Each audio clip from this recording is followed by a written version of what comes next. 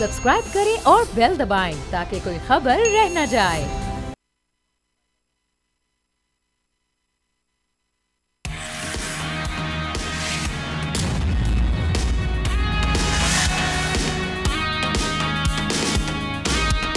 अस्सलामुअलैकुम नाज़रीन, आप देख रहे हैं न्यूज़ पंच। मैं हूं आमना खटाना। आज बानी पीटीआई को एक बड़ा रिलीफ मिला है। तोशा खाना 2 केस में बानी पीटीआई की जमानत मंजूर हो गई और उन्हें रिलीज करने का हुक्म भी दे दिया गया। लेकिन साथ ही कोर्ट ने यह भी वार्निंग दी है कि अगर जमानत का गलत इस्तेमाल किया गया तो वो जब्त भी की जा सकती है, जबकि मुल्की सियासत में एक मरतबा फिर अफरा तफरी महसूस की जा सकती है। जब जैसे हमने देखा कि पाकिस्तान तहरीक इंसाफ उनकी जानिब से 24 नवंबर को फाइनल कॉल इसको करार दे रही है, तो अपोजिशन इसको मिस्ड कॉल कह रही है। लेकिन अली अमीन गंडापुर की बानी पीटीआई से बैक टू बैक मुलाकातें, गंडापुर और मोहसिन नकवी की बढ़ती कुर्बत की खबरें और बानी पीटीआई की जानिब से एक मरतबा फिर इस्टेब्लिशमेंट से जो मुज़ाकरात के हवाले से बात की जा रही है, बैकडोर राब्तों की जो अफवाहें हैं इनको कहीं ना कहीं तकवीयत मिल रही है। और आज के खसूसन रिलीफ के बाद अलीमा खान साहिबा जो कि हमशीरा हैं बानी पीटीआई की, उन्होंने भी मुज़ाकरात के लिए जुमेरात तक की डेडलाइन दी है। साबिक अमीर जमात इस्लामी सिराजुल हक तो हुकूमत और तहरीक इंसाफ के दरमियान बैकडोर मुज़ाकरात का दावा भी कर रहे हैं, जबकि अज़मा बुखारी ये कहती हैं कि 24 नवंबर को हम वही करेंगे जो दहशत गर्दों के खिलाफ करते हैं। अब सबसे पहले आज का जो रिलीफ है उसके हवाले से, चूँकि फिर हम देखते हैं कि पाकिस्तान में जब भी कोई ऐसे मामला होते हैं उसके बाद कॉन्स्पिरेसीज जो थेरीज़ हैं वो चंद निकलती हैं। सोशल मीडिया पर महाज गर्म हो जाता है ख़बरों का कि जनाब बातचीत जो है वो अब आगे काफ़ी हद तक बढ़ चुकी है या उसमें पेश रफ्त आई है, इसी वजह से हम रिलीफ देख रहे हैं रिलीज़ करने का। लेकिन अता तारड़ ये कह रहे हैं कि थम जाएँ। 9 मई के जो मुकदमात हैं, 8 मुकदमात उनमें बानी पीटीआई अंदर ही रहेंगे, सो वो रिलीज़ नहीं हो रहे वहाँ से। लेकिन अलीमा खान साहिबा ने आज काफ़ी खुशी का इजहार भी किया। वो कहती हैं कि अगर अब भी इनको अंदर रखा जाता है, डिटेन रखा जाता है, तो हम सब अडयाला के बाहर जाकर बैठ जाएंगे। सो सारी सिचुएशन में बेसिकली मामला क्या वाकई पेशरफ्त हुई है मुक़तदरा और पीटीआई की जो बातचीत है उसमें डायलॉग्स की जानिब बढ़े हैं, और क्या ये सोल्यूशन की जानिब पहला कदम होगा?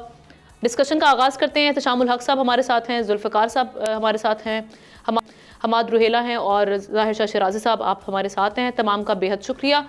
आगाज़ एहतशाम साहब से करते हैं। एहतशाम साहब, ये आप तो इस्लामाबाद में बैठे हुए हैं, इसका मतलब है ये जो हम काफ़ी दिनों से बात कर रहे थे कि जी 24 नवंबर की अचानक डेट दे देना पीटीआई की जानिब से, उस पर भी सवालात उठ रहे थे, चूँकि किसी भी पार्टी को डू और डाई वाली सिचुएशन तक पहुँचने के लिए पूरा लाया अमल चाहिए होता है। तो क्या खबरें वहाँ पर बेसिकली वाकई ही वहाँ पर कुछ बैकडोर राब्ते हुए हैं जैसे कि सिराजुल हक साहब भी कह रहे हैं, और इसी वजह से कहीं ना कहीं हुकूमत पैनिक का शिकार है कि मामला आगे बढ़ गए हैं? सिराजुल हक नहीं, नईमुल हक। सिराजुल हक पुराने थे, अभी नए वाले नईमुल हक हैं जो जमात इस्लामी के सरबराह हैं। अच्छा देखिए, दो चीज़ें हैं आमना जो बड़ी वाज़े तौर पे, हाँ जी जी, तो 2 चीज़ें बड़े वाज़े तौर पे अब सामने आई हैं कि इसमें खबर भी है, और मैं आपको चंद सेकंड के अंदर बता दूं कि सूरत हाल इस्लामाबाद में, पिंडी इस्लामाबाद में है, लोग जितने खौफजदा हैं इस वक्त का आप सोच नहीं सकती। पुलिस 22,000 मज़ीद नफरी मांगी है पुलिस ने, और 1200 कंटेनर जो है ना वो ऑलरेडी कुछ आ गए, कुछ आने वाले हैं।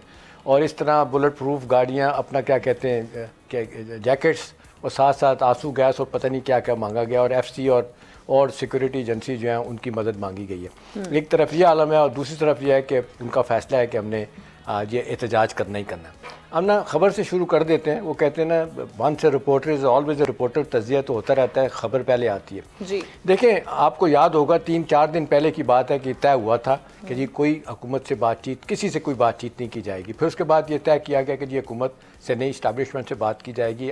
बानी पीटीआई ने इजाज़त दे दी है। कल 2 घंटे की मुलाकात हुई थी बैरिस्टर गौर साहब की और गंडापुर साहब की। आज कहा जाता है कि 2.5 घंटे की दोनों की फिर मुलाकात हुई है। अब जाहिर सी बात है, ये एपेक्स कमेटी की मीटिंग के बाद ये दोबारा वहाँ पे गए हैं। अगरचे बैरिस्टर साहब तो मीटिंग में नहीं थे, अपना गंडापुर तो मीटिंग में थे। और जो बात हुई है, अब जो हमारी खबर है जो बताई गई है, पीटीआई का एक बड़ा ख़ास सोर्स तो जिसने मुझे बताया, जो बहुत इनसे ज़बरदस्त राब्ते में है मेन लीडरों से और वकला के साथ, उन्होंने कहा जी इस हद तक तो बात कन्वे कर दी गई है। और जब ये कहा गया प्राइम मिनिस्टर की तरफ से कि जी आएँ हम बात करने के लिए तैयार हैं, तो ये कहा जाता है कि जी कमेटी बना दें हुकूमत और इस्टेब्लिशमेंट अपनी कमेटी बना दे। तो कहा जी कमेटी कोई नहीं, ये अपने शबाशी साहब जब मिलेंगे तो एक किस्म की उन्हें भी आशीर्वाद उनको चीफ की भी हासिल होगी कि आप उनसे जो बात कर रहे हैं। तो इस पे तो अब यह है कि जी एक किस्म का जिसको कहते हैं कि जो गंडापुर साहब को और गौर साहब को कहते हैं मायूसी हुई, इनका ख्याल था कि बात मान ली जाएगी। और गंडापुर के बारे में तो सब वैसे ही कहते हैं कि दोनों तरफ खेल रहे हैं। तो सवाल ये है कि जी क्या इसको डिफ्यूज़ किया जा सकता है। तो जब तक इस वक्त मैं बात कर रहा हूँ तो बानी PTI ने इनकार किया इस बात से कि नहीं, मैं कोई ऐसा बंदा जो हुकूमती नुमाइंदा है उससे हम बात नहीं करेंगे। जी हाँ, उन्होंने कहा कि जी नहीं ये तो होगा। अब अगला सवाल ये है, बाकी जो पार्टी के लोग हैं वो कहते हैं कि जी ये बहुत बड़ा रिस्क हमने ले लिया है, बगैर जैसे आपने इंटरव्यू में भी कहा कि तैयारी के इतना कुछ करना बड़ा मुश्किल होगा। उन्होंने कहा जी ये अगर खुश होने वाली बात है कि जी आज तोशाखाना 2 में ज़मानत हो गई, तो उन्होंने कहा टोटल मुझे फिगर दिया हमने, उन्होंने कहा कि 125 टोटल मुकदमात हैं बानी PTI पे, 54 मुकदमात लाहौर में है, 62 जो है वो आपके इस्लामाबाद में, 54 लाहौर में, 62 इस्लामाबाद में है। हाँ जी, और 16 मुकदमात ऐसे हैं आमना जिसमें उनकी ज़मानत नहीं हुई। उन्होंने कहा कि जी 30 तारीख को 8 मुकदमात पे ज़मानत के लिए लाहौर में इनकी एक समाअत होनी है। लिहाजा वो कहते हैं जी इसको तो रूल आउट कर दें कि कोई बैठे बिठाए सारे, चाहे जो भी सिस्टम है, जैसी भी अदालतें हैं कि रिलीफ दे देंगी, बाहर आ जाएंगे, उसका भी एक तरीक़ाकार होता है। तो अभी जो सिग्नलिंग, पोस्टरिंग, मैसेजिंग हुई है उससे तो ये लगता है कि मामला अभी इतनी आसानी के साथ तय होने वाला नहीं। जो कहा जा रहा था योम तशक्कुर मनाया जाएगा वो नहीं है। अभी एक बड़ा स्ट्रॉन्ग मैसेज दे दिया गया उन्हें कि जी कॉमवेल्थ में ये नहीं होगा, किसी सूरत में भी आर्मी चीफ से आपकी मुलाकात नहीं होगी, किसी सूरत में उनके नुमाइंदे से नहीं बात होगी, आप हुकूमत से बात करें। जो गंडापुर और अपने गौर साहब ने उनको कहा कि जी ये बात मान लें, लेकिन बानी PTI मानने के लिए तैयार नहीं। अब आमना सूरत हाल एक तो एक खबर की है कि वहाँ से क्या आई, दूसरी जो जिसकी वजह से PTI के सर्कल में बहुत मायूसी और परेशानी है। आपको याद है जब पिछला कॉल दी गई थी तो सारी बड़ी अपोजिशन की जमातें थी, अब अकेले हैं। अभी लोग पूछ रहे हैं कि जी कहाँ हैं अपने महमूद अचकज़ई साहब कहाँ हैं। उसके बाद कहा जा रहा है कि जी हामिद रज़ा सुन्नी ताद वाले कहाँ हैं, वो पीछे हट गए। वहादुल मुस्लिमीन वाले राजा नासर बास वो कहाँ हैं, वो चले गए। उसके बाद अख्तर मैंगल वो कहाँ चले गए, कोई नहीं पूछ रहा। जमात इस्लामी को देख लें, JUI को, वो नहीं। उन्होंने कहा जी बहुत बड़ा रिस्क लिया गया है, ये इतनी आसानी के साथ होगा, इन्हें अपनी नज़रसानी करनी पड़ेगी। इस तरह ये एक मैसेजिंग तो हो गई है। अब अगर मामलात को आगे लेके जाना है तो इसका तरीका यही है, वही जो आपको परसों मैंने बताया था कि 9 मई को ट्रम्प की तरह आप डिनाउंस करेंगे, उससे आप सॉरी करके वापस हटेंगे। By the way I must say ये बात हमारे शाह साहब ने भी पिछले 3 हफ्ते पहले कही थी कि वो अनकंडीशनल अपॉलॉजी करके आएंगे। हो सकता है अल्टीमेटली शाह साहब की पास ही में जाएगी स्पीक मामला जो है ना यही वाला मामला, लेकिन चूंकि वो पेशेंट गोइयां भी कर रहे हैं। शाह साहब आपने कई बार शो में जिक्र भी किया, खास तौर पे जब अमेरिका में हमने देखे कि हालात बदले इलेक्शंस के बाद, ट्रम्प साहब आए और उस वक्त कहा गया कि जी आपने कहा कि अब आपको बानी PTI कहीं ना कहीं दिसंबर तक बाहर आते हुए दिखाई दे रहे हैं अडियाला जेल से। एक तो ये कि आप अभी भी इस पे बरकरार है और आज का जो रिलीफ है कहीं ना कहीं उससे बहुत से लोगों की उनको नज़र आ रहा है, उन्होंने जो पेशन गोइयाँ की हैं या उनका तज्जिया ये है। दूसरा ये जो एहतजाज की कॉल है ये बरकरार रहेगी, अगर ये रिलीफ ऐसे ही मिलता रहा तो आप समझते हैं कि एहतजाज फिर भी हर हालत में 24 नवंबर को होगा? क्या देख रहे हैं आप? देखिए पहली बात तो ये कि जो आज रिलीफ शायद मिला है, मेरे ख्याल में कोई अल्लाह के नाम पे तो दिया नहीं होगा। जाहिर बात है कि अगर आप ये तोशाखाना 1 और 2 दोनों, ये पहले इस हकीकत को मान लेना चाहिए कि ये आपके पॉलिटिकली मोटिवेटेड केसेस थे और इसमें कोई ऐसा रीज़न नहीं है कि हम कह सकते हैं कि कोई बहुत बड़ा जुर्म किया था बानी PTI ने या बुशरा बीबी ने जिसकी वजह से उनको सज़ा होनी चाहिए थी। लेकिन आपने अपने सियासी जो जॉइंट है उसको कैप्चर करके जेल में डालना था और उसके लिए एक जवाब था।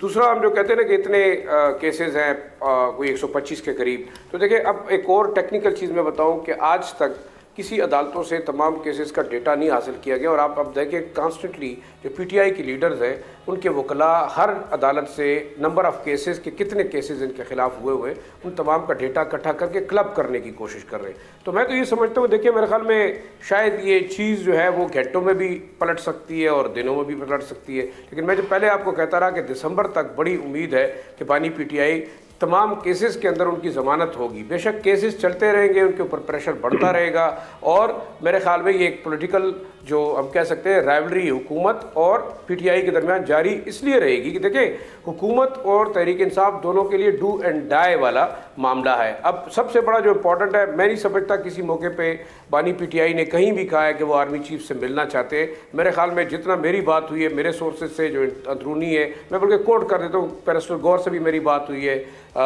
मेरी अली मोहम्मद ख़ान से भी बात हुई है मेरी। इसके अलावा आप समझ लें कि अली अमीन गंडापुर से भी पर्सनल बात हुई है और कोई ऐसी बात आज तक कन्वे नहीं की गई। हाँ, अली अमीन गंडापुर को ये इख्तियारात दिए गए कि आप बात करें एस्टेब्लिशमेंट से भी करें चाहता हूं और आप मैं माजरत चाहता हूं डिनायल नहीं है। एक सेकंड जी, मुझे बात तो मुकम्मल करने दीजिए। ने खुद कहा था कि मेरी आर्मी चीफ से मुलाकात कराई जाए, ये खुद कहा था, ये अब जेल में रखनी चाहिए, रिकॉर्ड की बात है, ये अखबारों में छपी। मुझे नहीं कहा सर, मुझे नहीं पता जी किससे कहा था, ये हमें नहीं पता ना, वो जिससे भी कहा होगा। आप अखबार नहीं पढ़ते? मैं आपको बता देखिए एहतिशाम साहब, बानी पीटीआई के साथ तो मैंने बात नहीं की ना, मैं तो एज अ रिपोर्टर बात कर रहा हूँ कि मेरी जिन लोगों से बात हुई है, बानी पीटीआई से किसकी बात हुई है, उन्होंने किसको कहा है, ये तो वो बंदा कहेगा, मैं और आप तो नहीं कह सकते ना जी। सच्ची बात तो ये है, मैं तो वो बात कोट कर रहा हूँ जो ऑलरेडी मुझे पता है, मुझे नहीं पता है बानी पीटीआई ने किसको कहा था। स्टेटमेंट है, चलिए एहतिशाम साहब अपना स्टेटमेंट है, इसमें आर्मी चीफ सर ठीक है, ये हो रहा होगा, आप ये बात समझ लेकिन मेरा वन सोर्स जी नहीं, मुझे नहीं पता सर, मैं पराई सोर्स को तो नहीं कोट कर सकता ना, मैं अपने सोर्स को कोट कर रहा हूँ, मैं अपनी बात बता रहा हूँ आपको। वो इनको बताओ कि मैं बता रहा हूँ कि इमरान खान ने खुद कहा था कि मैं आर्मी चीफ से मिलना चाहता हूं। मैं उस रिपोर्ट को कोट नहीं करता। जाहिर शाह को जी किसको कहा था, कौन से अखबार को कहा था, कौन से रिपोर्ट को कहा था, कौन से टीवी चैनल को कहा था? और यार ये बहुत अखबारों में बात छपी है, सर मुझे नहीं पता किस। चलिए इस नुक्ते से हम आगे नहीं बढ़ पाएंगे अगर हम इसी तरह से अखबारों में देखें जी, अखबारों में मैं अपनी बात, आप मुझे अपनी बात तो करने देना। जी आप एहतिशाम साहब, आपका अपना पॉइंट ऑफ व्यू, मुझे तो अपना पॉइंट ऑफ व्यू देने दे। आप ठीक कह रहे होंगे, मेरा पॉइंट ऑफ व्यू गलत हो सकता है। अच्छा देखिए, मेरी बात सारी डी ट्रैक हो गई है माजरत के साथ। अब अली अमीन गंडापुर वाकई दो साइड पे नहीं खेल रहे, वो एस्टेब्लिशमेंट के साथ बिल्कुल राब्ते में, खैबर पख्तूनख्वा की हद तक कोर कमांडर सब के साथ राब्ते में, वो बिल्कुल राब्ते में, वो केपी के अंदर जो एस्टेब्लिशमेंट मैटर करती है या सेक्टर कमांडर के साथ राब्ते में, क्योंकि वो हुकूमत रन कर रहे हैं, उनकी मर्जी के बगैर या उनके मशवरे के बगैर नहीं हो सकता। इस वक्त मैं समझता हूँ कि वो एक बहुत बड़े ब्रिज का किरदार अदा कर रहे हैं, हमें इसको क्रिटिसाइज नहीं करना चाहिए। अगर वो मोहसिन नकवी के साथ मिलते हैं और इस तमाम पॉलिटिकल मामलात को डिफ्यूज करना चाहते हैं तो इसमें कौन सा बुरा मसला है? अगर अब ये हाफिज नईमुल हक साहब कह रहे हैं कि जनाब बैकडोर डिप्लोमेसी हो रही है, तो होनी चाहिए। आप इस मुल्क के अंदर क्या करना चाहते हैं? पाकिस्तान की सियासत में तमाम मुल्क की सियासी जमातें जो हैं वो इसी तरीके से ऑपरेट करती हैं। ये तो यहाँ एक मिनट जी आमना, हम क्यों सर, हम एक सेकंड ना, कौन सा ऐसा जुर्म है जो कि रिव्यू नहीं हो सकता? आप एक शख्स का सर कलम करने के लिए तैयार है कि 9 मई उन्होंने कर दिया है, भाई 9 मई के लिए हो सकता है वो कल परसों आगे एक छोटी सी प्रेस कॉन्फ्रेंस वो भी कर दे कि हाँ जी मैं माफी चाहता हूं, तो फिर क्या होगा? फिर क्या आप उनको रिलीफ नहीं देंगे? देखिए आप रियलिस्टिक चीज पे आए। इस वक्त मुल्क के अंदर आप वो बातें करें, यहाँ मुल्क में आग लगी हुई है। बनू में क्या हुआ है आपको पता है? आपके 11-12 जवान शहीद हुए, आपके 2 पुल उड़ा दिए, आपके मुल्क का राब्ता कट गया। हम बड़े मजे ले रहे हैं कि जनाब बानी पीटीआई को आप फांसी दे दें। और भाई अगर गुनाहगार है तो बिल्कुल दे दें, हमने तो मना नहीं किया ना। आप अदालतों में ट्राई करें, अदालत जो फैसला करेगी आप उनको सजा दे दें। थोड़े मजे की बात है, हम में से हर बंदा अपनी ख्वाहिशात के मुताबिक पता नहीं क्या करना चाहता है, लेकिन ख्वाहिशात की बात नहीं है, आप उसूल की बात पे बात करें। चलें थोड़ा टेम्परेचर डाउन करते हैं। जुल्फिकार साहब आपकी जानिब आते हैं, ये एग्जैक्टली ऐसे ही मामला चलते रहे, तमाम पार्टीज अभी भी मुक्तदरा या एस्टैब्लिशमेंट इनके साथ राब्तों में रही हैं और शुरू से हमने देखा है पाकिस्तान का एक पॉलिटिकल कल्चर ये रहा है। अब चूंकि बातचीत बढ़ रही है, वो हम सबको नज़र भी आ रहा है और जो हालिया फैसले हुए हैं उसमें भी नज़र आता है कि भाई किस तरीके से पाकिस्तान की ये जो निज़ाम इंसाफ में फैसले किस तरह से आते हैं, ये भी हमें नज़र आता है। तो अभी आपको लग रहा है कि ये मामला जो हैं एहतजाज का भी एक प्रेशर बना है, इसी वजह से हमें थोड़ा रिलीफ नज़र आ रहा है और आगे जाके मजीद इस हवाले से हम देखेंगे कि डेवलपमेंट होगी हालिया आने वाले कुछ दिनों में? आमना, आपका वैसे सवाल तो मेरे लिए बड़ा मुश्किल सवाल है। आपने अपने एक सवाल में 3-4 सवाल पूछ लिए। बहरहाल बात यह है कि आपकी बात बिल्कुल दुरुस्त है कि तमाम पॉलिटिकल पार्टीज जो हैं वो एस्टेब्लिशमेंट से बात भी करती हैं, उनसे उनके सपोर्ट से आती भी हैं, और चाहे आपके एक हो दूसरा हो कोई भी हो, वो ज़ारा तमाम ये होता है। अब बात यह है कि अगर आप अकड़ते भी हैं और फिर आपने बात भी करनी है, ये उनके शायद टैक्टिस हो सके कि थोड़ा सारा गुस्सा दिखाएं, थोड़ा सारा प्रेशर डालें, थोड़ा सारा वो करें, उसके बाद फिर आए। इसमें कोई ये हमें तो एनालाइज करना चाहिए कि क्या ये चीजें हो रही हैं या नहीं हो रही हैं। बात यह है कि ये बात बिल्कुल कंफर्म है, ऑन रिकॉर्ड है, बानी पीटीआई ख्वाहिशमंद रहे हैं और वो कहते हैं कि हम तो डिस्कस करते रहे ना प्रोग्रामों में, वो कहते हैं हमने पॉलिटिकल जो सिस्टम है इस सिस्टम से हमने बात ही नहीं करी, ये पॉलिटिकल सिस्टम जैली है, ये फॉर्म 47 वाले हैं, हमने बात करनी है तो उनसे करनी है कि जो असल ताकत जिनकी है। अब वो कहते हैं कि हमने आपसे बात नहीं करनी। डीजी आईएसपीआर अपने प्रेस कॉन्फ्रेंस में कह चुके हैं हम आपसे बात नहीं करते हैं, हम सियासत में हमारा कोई ताल्लुक नहीं है, आपने अगर करनी है तो वहां कर लें। मैंने जो खबर पढ़ी है अच्छी बात है, बल्कि हम डिस्कस भी करते रहे कि थोड़ा सा लचक अगर पीटीआई ले आए और बातचीत का दरवाजा बंद ना करे तो मेरे ख्याल में कुछ चीजें बेहतर हो सकती हैं, इंगेज रखना बेहतर है। बहुत अच्छी बात है, बैरिस्टर गौर हैं और उनके साथ दूसरी जो उनकी टीम थी, उनके घर पर जो खबरें आई हैं कि उन्होंने सरदार अयाज सादिक जो कौमी असम्बली के स्पीकर है उनसे बात की। कौमी असम्बली के जो स्पीकर सरदार अयाज सादिक है, अली मोहम्मद खान साहब, सॉरी टू इंटरप्ट यू, वो यही बात करते रहे, इस बात का काउंटर आर्ग्यूमेंट पीटीआई ये देती रही है कि जिनसे पूछकर हुकूमत ने बात करनी है तो हम उनसे डायरेक्टली तो बात करने की बात कर रहे हैं, जिनसे पूछकर जो उन्होंने इजाजत लेकर करनी है बात तो वहीं से आनी है ना बेसिकली, कि करनी भी है या नहीं करनी। आमना मैं उसी तरफ आ रहा हूँ, जरा थोड़ा सा मुझे अगर सुन लें आप। देखिए सरदार अयाज सादिक मशहूर हैं उनके एस्टेब्लिशमेंट से राब्तों में।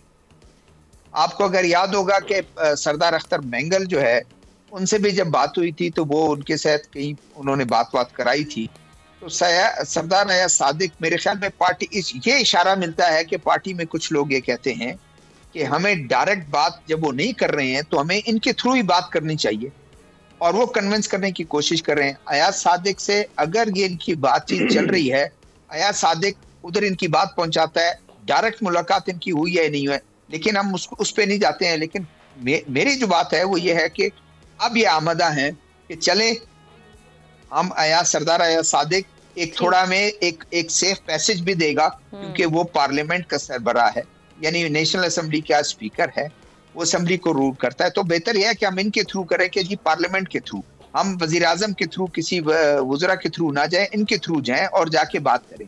और जो बात आपने एक बात की 24 से उसकी, देखिए ये एक प्रेशर है, और आज एक तोशा खाना 2 में अगर उनको जमानत मिल गई है ये अपनी जगह, लेकिन आपने देखा कि एक बिल्कुल नी जर्क में जो है जो रिएक्शन आया, अता तारर साहब ने जो है प्रेस कॉन्फ्रेंस में भी कह दिया, उसमें मुख्तलिफ टीवी चैनल में, कि बिल्कुल रिहाई, अगर कोई ये समझता है कि रिहाई बिल्कुल नहीं होगी, अभी तक बहुत से उसमें है, क्योंकि अदालत ने ये कहा अगर किसी और केस में ये मतलूब नहीं है, मैं भी रिपोर्ट पढ़ रहा था, और तो इनको रिहा कर दिया जाए। तो ये जवाज है कि और केसेस हैं। तो मुझे ये लगता है कि 9 मई वाले जो केसेस हैं वो ये समझा जाते हैं, क्योंकि अगर इसमें उनको वो खत्म हो गया तो फिर 9 मई का केस कुछ होगा ही नहीं। उनके कारकुन, उनके दूसरा, शायद हुकूमत के पास या दूसरे जी, मैं इसको सर खत्म करूं, आप कर लें सर। मेरे ख्याल में वो यही पत्ता उनके हाथ में है, अगर 9 मई वाला ही खत्म हो गया मामला तो फिर खत्म हो जाएगा, फिर तो पीटीआई, बानी पीटीआई को कौन रोक सकता है। तो मैं ये समझता हूँ कि वो बिल्कुल अपने हाथ से नहीं निकालेंगे, वो प्रेशर डालते जाएंगे। ये वही असाबी जंग है एक दूसरे के साथ, 24 नवंबर वाला वो बढ़ाना चाहते हैं, जितना प्रेशर बढ़े, और वो कोशिश करेंगे कि उसको ज्यादा जो है उसको इस्तेमाल करें। अब वो हम कह चुके कल अपने प्रोग्राम, परसों प्रोग्राम में, कि ये ऐसा लगता है कुछ ज्यादा फर्क नहीं पड़ेगा 24 नवंबर। चले हमाद, ये इसकी एक डायमेंशन ये भी है कि अगर केसेस की सोली अगर हम बात करें तो ये जो अभी ये तोशा खाना 2 जिसमें हमें रिलीफ मिला है, हो सकता है कि ये वाकई इस केस में अब चूंकि वो इस तरह से प्रोड्यूस नहीं कर पाए, यहाँ पर बेल देना ही बनती थी, ये वो उस तरह से जो सोचा जा रहा है कि भाई शायद बैकडोर राब्तों का आज हम उसकी कड़ी देख रहे हैं, उसी सिलसिले में शायद आज रिलीफ भी मिला है। तो आप ज़रा हमें कानूनी तौर पर समझाइए इस केस के हवाले से कि ये जो आज रिलीफ मिला है ये बेसिकली अदालती जुडिशल निज़ाम को, मतलब निज़ाम इंसाफ को देखते हुए मिला है एग्जैक्टली? देखिए, सबसे पहले तो मैं इस केस के ऊपर बात करने से पहले आपको एक और असूल बता दूं कि ये सब जुडिस मामला है, अभी अदालत में अंडर ट्रायल है। इसके बारे में हमें कोई मेरिट पे ऐसी बात नहीं करनी चाहिए जो कि डायरेक्टली असरअंदाज हो सकते हैं इसके आउटकम के ऊपर। लेकिन जो कानूनी असूल इसके अंदर दरपेश हैं, जो कानूनी बातें हो रही है, वो मैं जरूर आपके सामने रख देता हूँ। सबसे पहले तो समझिए कि ये जो जमानत होती है इसका केस के मेरिट्स के ऊपर कोई असर नहीं होता। इसका मतलब ये है कि अगर आपको जमानत मिल गई है तो ये इस चीज का सर्टिफिकेट नहीं है कि अभी तक अदालत की नजर में आप बेगुनाह हैं। या अगर आपको जमानत नहीं मिली थी उसका मतलब ये नहीं है कि अदालत की नजर में आप इस वक्त कसूरवार हैं। जो चीजें अदालत सामने जमानत की हद तक रखती है, वो जो चीजें सामने रखती है वो मैं आपके सुनने वालों के सामने रख देता हूं ताकि उनकी रहनुमाई हो सके। सबसे पहले तो ये देखा जाता है कि कोई मजीद कार्रवाई अभी बाकी है, अभी मजीद कार्रवाई की जरूरत है या बाकी है। अगर होती है तो अदालत जमानत की तरफ माइल हो जाती है। दूसरी तरफ ये देखा जाता है कि मुल्जिम को अगर जमानत दी जाएगी तो कहीं वो मफरूर तो नहीं हो जाएगा, कोई मफरूरी का खदशा तो नहीं है। अगर मफरूरी का खदशा ना हो तो भी जमानत की तरफ अदालत माइल हो जाती है। तीसरी चीज जो देखी जाती है वो ये देखी जाती है कि अगर जमानत दे दी जाए तो मजीद इंक्वायरी जो भी होना बाकी है, क्या मुल्जिम उसके ऊपर असरअंदाज हो सकता है किसी भी तरीके से? अगर इसका जवाब भी ना में हो तो भी जमानत दे दी जाती है। और जब ये जमानत दी जाती है तो as a matter of routine इसके ऑर्डर में लिखा जाता है कि इस ऑर्डर का कोई भी रिजल्ट, कोई भी अफेक्ट ट्रायल कोर्ट पे नहीं होना चाहिए। उनको अपना इंडिपेंडेंट माइंड अप्लाई करते हुए केस को आगे लेकर चलना चाहिए। दूसरी बात जो as a matter of routine लिखी जाती है वो ये लिखी जाती है कि कुछ भी ऐसे हालात आने वाले वक्त में ऐसे हो सकते हैं जिसमें ये रिलीफ जो आज मुल्जिम को दिया जा रहा है ये वापस लिया जा सकता है। तो जमानत को मेरिट के साथ कनेक्ट नहीं करना चाहिए। जो इस केस के अंदर इशू है वो नॉन डिस्क्लोजर ऑफ एसेट्स का है। नॉन डिस्क्लोजर ऑफ एसेट्स जो है वो सिर्फ इमरान खान की तरफ से ही नहीं हुआ, इससे पहले भी हमने देखा तोशा खाना के बार की तरफ से हमारे जितने भी वज़ीर आज़म गुजरे हैं, बेशतर जितने भी गुजरे हैं, वो भी ये तमाम चीजें लेते रहे हैं और उसके बारे में बड़ी दिलचस्प दिफा जो वो करने की कोशिश करते रहे हैं वो ये करते रहे हैं कि क्योंकि ये हमारे गैर मुल्की हम मनसबों ने हमें दिया है इसलिए फॉरेन अफेयर्स में आता है ये मामला, और अगर हमने डिस्क्लोज कर दिया पब्लिकली कि हमें क्या मिला है तो ये नेशनल सिक्योरिटी का मसला बन जाएगा। मेरे नजदीक ये बड़ा मज़हका खेज एक दिफा था। इस वक्त तो ये बहस भी होनी चाहिए कि क्या सिर्फ जो आपने गिफ्ट रिसीव किए हैं वो डिस्क्लोज होने चाहिए या साथ ही साथ जो आपने अवाम के टैक्स के पैसे को इस्तेमाल करते हुए दूसरे हम मनसबों को गिफ्ट दिए हैं ताल्लुकात बनाने के लिए वो भी डिस्क्लोज होने चाहिए या नहीं होने चाहिए। तो ये तो एक बात रही। जहां पर अदालती निजाम की बात है तो तोशा खाना जैसे केस हो गए, 1 जैसे केस हो गए, 2 वाला केस अब आपके सामने चल रहा है, इद्दत जैसा केस हमारे सामने चल रहा है।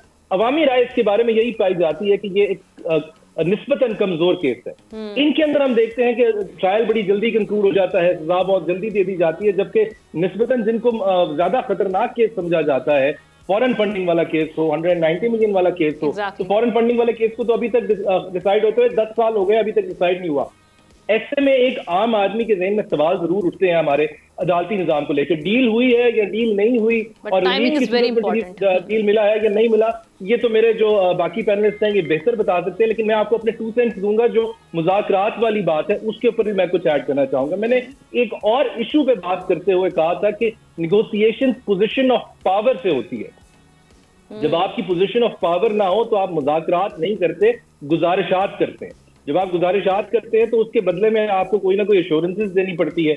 ये इनका जो कॉन्ट्रडिक्शन है, कॉल ऑफ फेल का तजाद है, ये अभी तक किसी को नहीं हम समझा पा रहे। ये हुकूमत का काम था बताना कि ये कैसे कॉन्ट्राडिक्ट करता है आपस में। एक तरफ तो आप एस्टैब्लिशमेंट को कहते हैं कि आप अपने दायरा कार से तजावज कर रहे हैं, दूसरे में कहते हैं कि आप तजावज कीजिए और हमसे बात कीजिए। ये कैसे एक ही वक्त में हो सकता है? इसकी वजह आइडियल सिचुएशन की बात करें ना, हम जो आइडियल सिचुएशन हमें बात तो अच्छाई की, हमें बात तो अच्छाई की तरफ करनी है, लेकिन कैसे होना चाहिए। जो जमीनी हकायक है वो एक तरफ, हमें रीजन ये दी जाती है, आखिरी जुमला बोल रहा हूँ, कि जो ताकतवर जिसको वो गासिब समझते हैं, जिस गासिब को वो ताकतवर कह रहे हैं, वो उससे बात करना चाहते हैं, कमजोर सियासी जमात से नहीं करना चाहते। सियासी जमातों को एक दूसरे से बात करनी चाहिए, और जब तक ये आपस में बात नहीं करेंगे ये इसी तरीके से पहिया चलता रहेगा। आई विश ऐसा निज़ाम प्रिवेल करे और हम जिसमें देखें कि सब अपने अपने दायरे में रहते हुए अपना जो निभाएं। शहजादा जुल्फ़िकार साहब का मैं शुक्रिया अदा करूंगी इस सेगमेंट में हमारा साथ देने के लिए। ब्रेक लेते हैं, ब्रेक के बाद पाकिस्तान स्टॉक एक्सचेंज मार्केट में क्या सूरत हाल है उस पर बात करेंगे।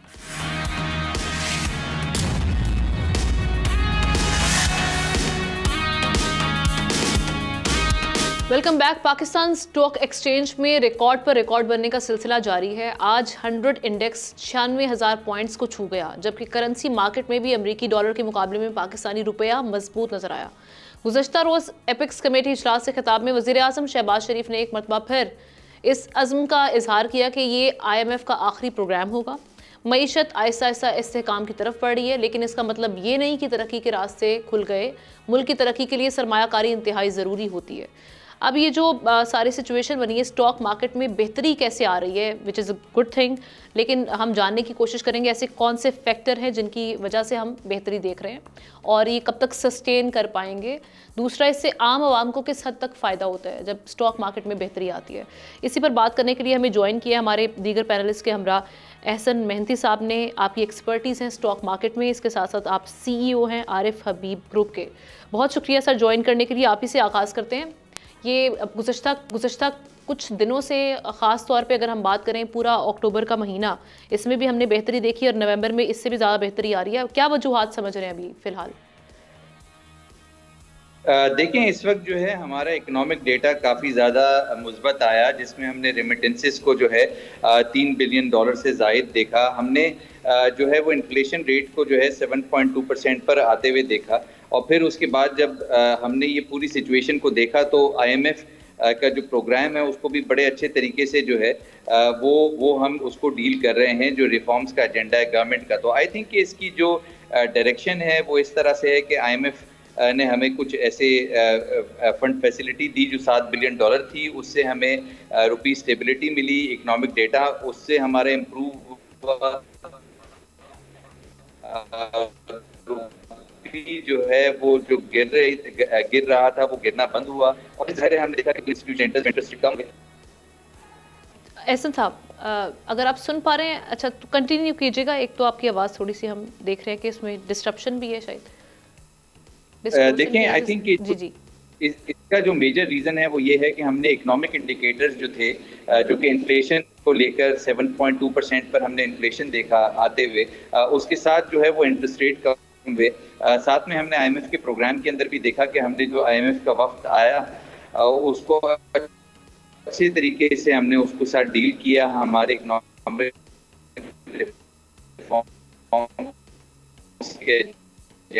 का जो है वो बहाल हुआ। आगे जो स्पेकुलेशन है वो मेनली जो है क्रेडिट रेटिंग पर है। अगर हमारी रेटिंग जो है वो इम्प्रूव होती है मूडीज की तरफ से, और फिर साथ में जो है तो चलें आपसे हम रिकनेक्ट करते हैं। मीनवाइल मैं यही एहतशाम साहब की जानिब डालती हूँ। एहतशाम साहब, सस्टेन करना इसको, इस पोजीशन को, ये कितना बड़ा चैलेंज है और किस तरह से किया जा सकता है, अभी आप क्या देख रहे हैं? ये हमने ये आपका बहुत अहम सवाल है। सस्टेन करना ही बुनियादी तौर पे जो है ना एक चैलेंज होता है, और अभी तक तो हम देख रहे हैं कि चीज़ें बड़ी ठीक डायरेक्शन में जा रही हैं। देखिए, कुछ चीज़ों एहसन साहब ने बताई हैं। देखें, 2-3 चीज़ें बड़ी इंपॉर्टेंट होती हैं। जिस तरीके से आप देख लें, ये सियासी और आपके इक़्तिसादी हालात का एक बैरोमीटर, एक पैमाना होता है स्टॉक मार्केट का, ऊपर जाना नीचे जाना। अभी आप देख लें IMF के प्रोग्राम में आने के बाद, और फिर जिस तरीके से आप देख लें सारी आपकी तीनों बड़ी जो इंटरनेशनल क्रेडिट एजेंसीज़ हैं, रेटिंग एजेंसीज़ हैं, जिसमें स्टैंडर्ड एंड पुअर है, मूडीज़ और फिच हैं, तीनों ने अपग्रेड कर दी पाकिस्तान की इकॉनमी को और सारे इंडिकेटर्स को। उससे एक बड़ा बूस्ट मिला। फिर Asian development bank, world bank, बाकी इंटरनेशनल इदारे भी आ गए। वो IMF के प्रोग्राम में आने के बाद ये आपको, जिसको कहते हैं, एक बहुत बड़ा लेवरेज मिल जाता है आपकी इक़्तिसादी मार्केट को और ख़ास तौर पे स्टॉक मार्केट को बेहतर करने के लिए।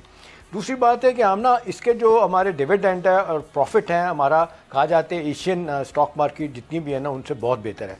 वैसे बाय द वे आजकल दुनिया में ज़्यादातर अनसर्टेनिटी है, गैर यकीनी की सूरत हाल है स्टॉक मार्केट में, हमारे यहाँ ये बड़ा बेहतर परफॉर्म कर रही है। तो उम्मीद यही है कि जिस तरीके से अभी आप देख लें $14 बिलियन के हमारे रिजर्व हो गए, 9 बिलियन के अपने हैं, बाकी 5 बिलियन लोगों के जमा किए हुए हैं। और फिर जिस तरीके से आप देख लें हमारा इंटरेस्ट रेट कम हुआ है 17 से 15%, इससे लोग आ रहे हैं। फिर दूसरी बात है फॉरेन इन्वेस्टर्स भी अपना इंटरेस्ट शो कर रहे हैं। स्टेबिलिटी का एलिमेंट, माइक्रो इकोनॉमिक इंडिकेटर बेहतर हुए तो अपनी जगह पे आ गए। मुझे याद है आराम ना 1997 में साउथ ईस्ट एशियन एक बहुत बड़ा क्राइसिस आया था इनका स्टॉक मार्केट का। सारी करेंसी डूब गई थी, सिवाय मलेशिया के उन्होंने करेंसी नहीं गिराई थी।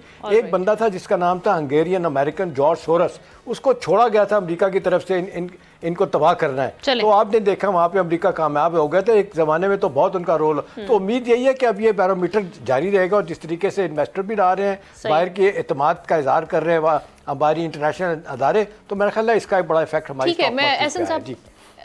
हमाद आपकी जानिब आते हैं। हमाद, जब ये स्टॉक मार्केट जब बेहतर होती है तो आपको क्या लगता है कि इसका जो फ़ायदा है वो शिफ्ट होता है आवाम तक, आम आवाम तक?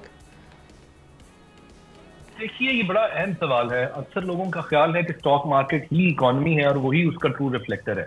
इस सवाल के जवाब की तरफ आने से पहले मैं ये तो हमें जरूर कहना चाहिए कि जो हमारे हालात रहे हैं उससे तो क्लियरली हम बाहर कुछ हद तक आते दिखाई दे रहे हैं। हम काफी तारीख रात से बाहर निकले हैं। जो हमारे जो हमारे इंडिकेटर्स थे वो बहुत ज्यादा परेशान कुन थे। जो हमारा इन्फ्लेशन रेट था वो गालबन 40 से ऊपर जा चुका था, 40% से ऊपर जा चुका था। इसी तरीके से जो इंटरेस्ट रेट थे वो 22% तक जा चुके थे।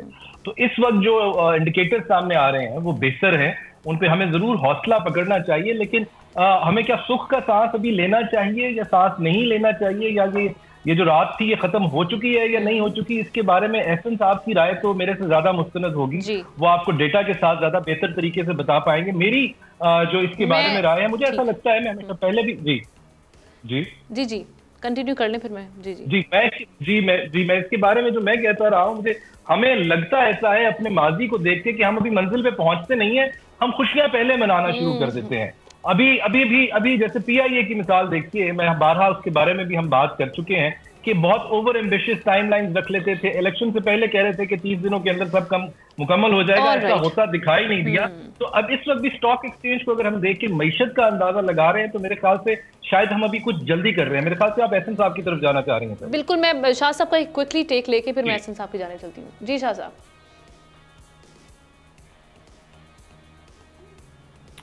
वैसे मेरे ख्याल मैं तो मुख्तसर ये कहूँगा कि देखिए IMF ने जितना $7 बिलियन पंप किया है, दूसरा आपके जो डोनर ममालिक है इसमें आपके UAE है, सऊदी अरेबिया है, इवन चाइनीज़ है, आप बिल्कुल कॉस्मेटिक मैयर्स के तौर पे तो कह सकते हैं। और जो जितनी रेटिंग एजेंसीज है वो जाहिर बात है कि IMF के इतने बड़े जो कहते हैं ना कि सपोर्ट के बाद तो इस चीज़ों को वैसे ही ऊपर लेके आएंगी। मैं तो ये समझता हूँ जितनी रेटिंग्स है तमाम चीज़ें ये मेरे ख्याल में सुपरफिशियल है और डिपेंड करती है उन हालात के ऊपर। इस वक्त आपके पास हालात अच्छे हैं, पैसा आपके पास आया, अब इस पैसे को जिस तरीके से आप ज़ाया करेंगे, जब इसका टाइम फ्रेम पूरा होगा, जब आप इसको रिटर्न करने की टाइम आएगा, फिर आप रीशेड्यूलिंग पे जाएंगे, फिर आपका पता चलेगा। मैं ये समझता हूँ कि IMF का जो ओवरऑल विशियस सर्कल है वो हमेशा से आपको इसी एल्यूजन में रखेगा कि कभी आप अच्छे हो गए, कभी आप बुरे हो गए। और रेटिंग एजेंसीज कौन है, IMF कौन है, वर्ल्ड बैंक कौन है, आप इससे बेहतर अंदाजा लगा सकते हैं। आपकी इकोनॉमीज को, खासतौर पर पाकिस्तान जैसे मुल्क की इकोनॉमी को हमेशा से इनडायरेक्टली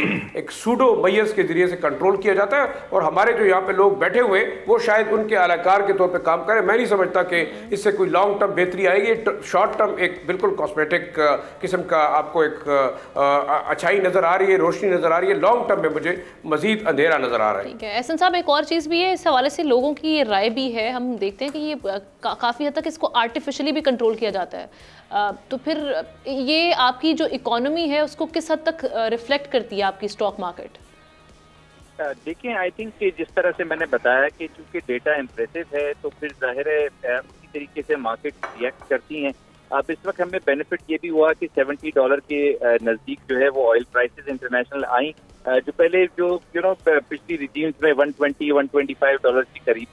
तो आई थिंक कि वहाँ पर भी हमारी कुछ फॉरेन एक्सचेंज सेव भी, साथ में हमने रुपी स्टेबिलिटी को अपेरेंटली होते हुए देखा है। और रियर जो है मोरलेस जो है वो 275 या 80 के करीब जो है वो रुपी का अगेंस्ट डॉलर जा रहा है। तो बेसिकली जो ये पूरा फंक्शन हुआ है या जो रिकवरी देखी गई है उसका मेजर रीजन रुपी का जो गिरना था उसको हमने किसी भी तरीके से रोक लिया, फॉर वो एक्सचेंज कंपनीज को बंद करके या फॉर एग्जाम्पल उसको हमने रेशनलाइजेशन की। तो फिर जाहिर है हमने रुपी का जब गिरना बंद किया तो इन्फ्लेशन जो है वो हमारी काबू आ गई। अब इन्फ्लेशन आगे प्रोजेक्टेड 5% पर भी है और फिर जाहिर है इंटरेस्ट रेट भी जो इस वक्त हम डिस्काउंट रेट 15% देख रहे हैं वो ग्रेजुअली 11% तक इसलिए आएगा कि हमने इस्लामिक जो सुकूक बॉन्ड्स हैं उनको 11% पे ट्रेड होते हुए देखा है। तो इन्फ्लेशन कुछ इस तरह से कम हुई कि जो उसके हमें काफी ज्यादा पॉजिटिव इम्कानात जो है उसके नजर आए। अब जाहिर है इन्फ्लेशन को अगर हम सस्टेन करते हैं ये एक हमारा आर्ट होगा, क्योंकि ऑयल प्राइसेस अगर फिर बढ़ती है तो फिर इन्फ्लेशन आ सकती है। अभी वैसे आप आने वाले दिनों में क्या एहसन साहब, माजरत के साथ एक सवाल मेरा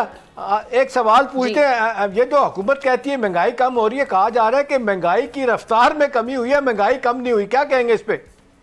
देखिए 300 के ऊपर ऑयल प्राइसेस थी जो कि हम नॉर्मल पेट्रोल पंप पे लेते थे और जाहिर है ये 300 के ऊपर जो प्राइसेस थी वो अब कम होके 270 के करीब जो आई। तो जाहिर है महंगाई तो हमें बिल्कुल नजर आ रही है। आटे की प्राइसेस 150 रुपए पर किलो तो वो 100 हो गई है। फॉर एग्जाम्पल दीगर जो मसनूआत थी, आई थिंक कि Ramzan time will tell, because ये तो अनसर्टनिटी तो जो है सारी दुनिया का मामला है। फॉर एग्जाम्पल अगर ऑयल प्राइसेस अगर अभी $70 हैं तो ये $125 पूरी दुनिया के लिए होंगी जब कभी भी होंगी। मे बी टेंशन हो रहे हैं, जियोपॉलिटिकल अनसर्टेनिटी है, तो ये सर्टेनिटी के साथ तो सारी दुनिया नहीं चलती, तो हम किस तरह से चल सकते हैं।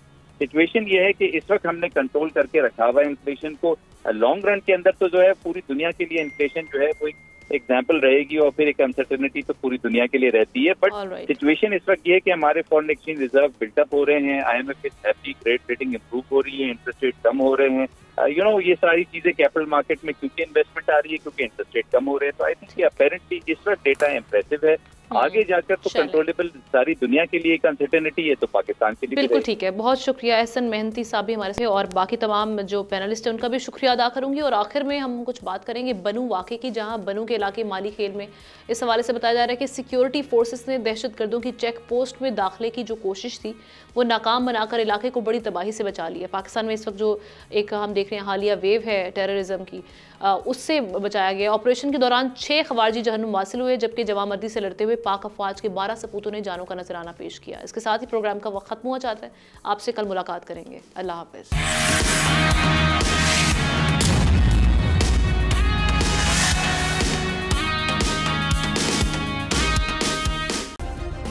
सब्सक्राइब करें और बेल दबाएं ताकि कोई खबर रह न जाए।